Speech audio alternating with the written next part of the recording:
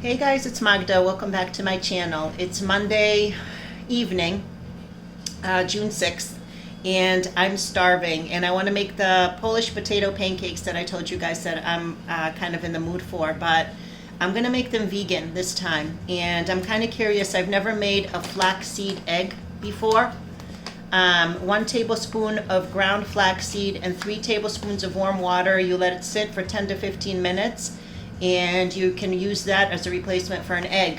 And I think that in a potato pancake, it's not going to detract in any way. I mean, it really has no flavor. I can't see that it would mess things up in any way with the pancake itself. So we'll try it. So what I'm going to do, I have a dry spice grinder. Pretty simple.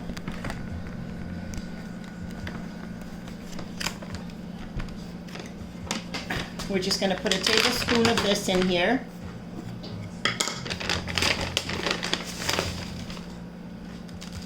Tablespoon. And I'm going to grind it and I'll be right back. All set, guys. Really, really fast. Here's about a tablespoon. We're going to put it in a little bowl here.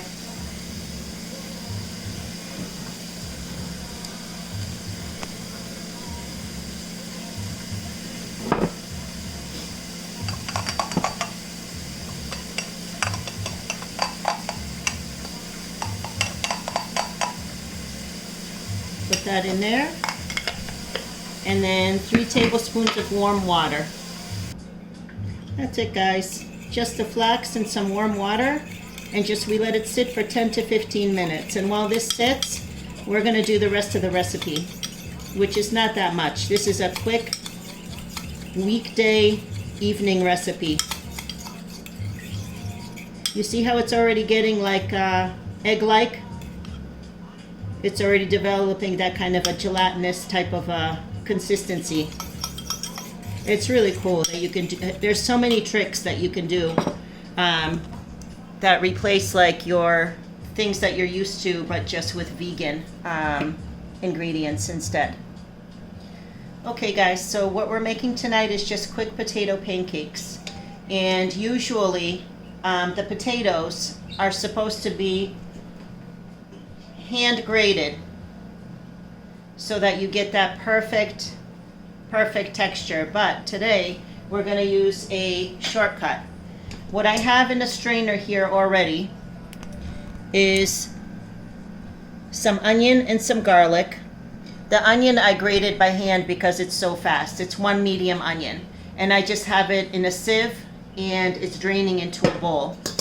And the next thing that we're going to do is we're going to take the peeled potatoes and we're going to put them through my juicer. And I swear if my grandma or my aunt were alive, they would just kill me for doing this. I'm sure they're turning over in their grave, as you can probably imagine. This is such a shortcut and it's so wrong, but I've tried it once and it came out pretty good. I'm going to kind of tweak it a little more today and we'll see how it goes. I'm only putting the potato through the juicer. I don't want to put garlic or onion through the juicer because forever from here on, my juice is going to taste like garlic and onion, so not a chance. But just the potato. And organic potatoes, because potatoes are part of the dirty dozen. We still have to talk about that. I keep forgetting. So organic potatoes peeled, and we're going to put them through. Hang on. I'm putting you guys off to the side a little bit because this is going to be noisy just for a moment. I don't want to blow your eardrums out, but I want you guys to see what I'm doing, okay? So this will just take a minute or so. It helps when you plug the machine in.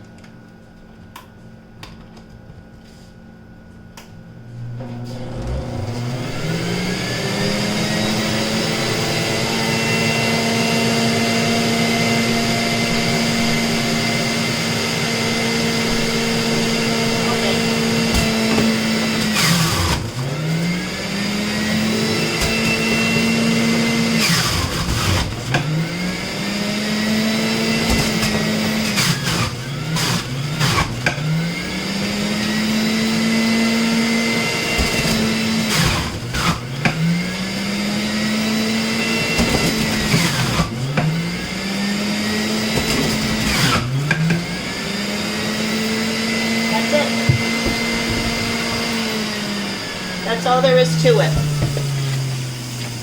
Now, just rinsing this bowl. And what's very important is to strain the potato. Even though we've just juiced it, I know that a lot of the water has been taken out of it, but we need to strain what's left. This has to go through the strainer because there's very important starch in there that later has to go back into the potato mixture. So that goes through. I'll explain. You guys will see. It will make sense. And then all the potato mixture. This is actually going to be probably dry for the most part. It might drip a few little drips. But we'll put that in the strainer and let that sit with everything else. That's draining and straining. And I'm just going to let that sit in the colander like this. And I'm going to rinse a couple things, including my hands, and I'll be right back. Believe it or not, guys, after the potatoes have strained and been through the juicer, this is actually a 5-pound ball of potatoes right here. This is the potato minus the water taken out of it. It's not all that much. Anyway, we need another bowl. What we're going to do is put this little ball of potato. This is raw, remember. This is raw potato. We're going to put it into another bowl. Just like this. And in here is that liquid that has drained out of the potato. We're going to pour that off really fast. And what you have left at the bottom is the potato starch. You see it? All of this starch at the bottom is going back into the potato mixture here. Starch is really fun to play with. I don't know if you guys have ever played with starch, but when you try to move it around, it almost becomes like a solid. But when you let it be, it becomes a liquid again when you don't touch it. It's kind of interesting. So all that starch just went back into the raw potato.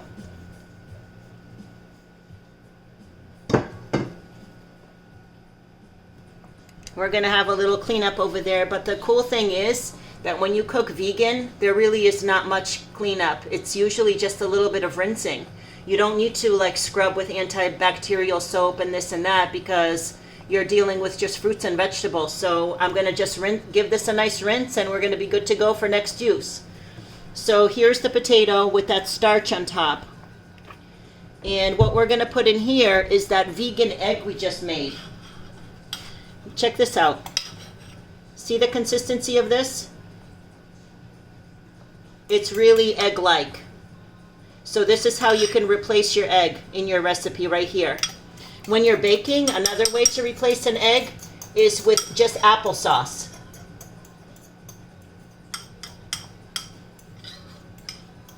But obviously I'm not putting applesauce into a savory dish right here. All right. So this is what we got going on here. We're going to flavor this now. So usually this recipe, in addition from that potato starch being re-added, calls for like a tablespoon of flour, whole wheat flour. There's no need for that. The juicer works a little bit differently and it pulls a lot of that potato starch out. I don't need extra flour in here for sure. So it's already got a ton of garlic in here. A ton of onion. So all we're going to do is just sprinkle with a little salt to taste for you guys, and pepper to taste. We're going to mix it and we're going to fry it up. I'm so curious how this is going to be with that flax egg. Different than what I'm used to, but I think it's going to be pretty darn good. What a hack. Between the juicer and the flax egg, we just made this classic Polish dish, vegan. And we made my grandma and my aunt very upset, both of my grandmas. But that's okay. We're gonna give this a try. I'm really excited. I have never tried it like this before. So this is nicely blended. We're gonna go over to the frying pan. I thought I lost you guys. A very well loved cast iron pan. Like half a cap full of vegetable oil. You can use canola, you can use whatever oil you feel like using.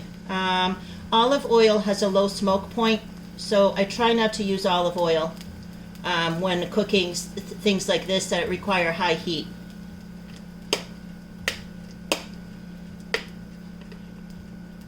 And we're not going to require a ton of pancakes. I'm thinking 2. I'll put on 3 just because there's space for 3. And we'll see if they're any good as leftovers. I'll let you guys know. But these are going to stay here and they're going to cook for a while because that's just the way it is. I would say like at least 5 minutes per side.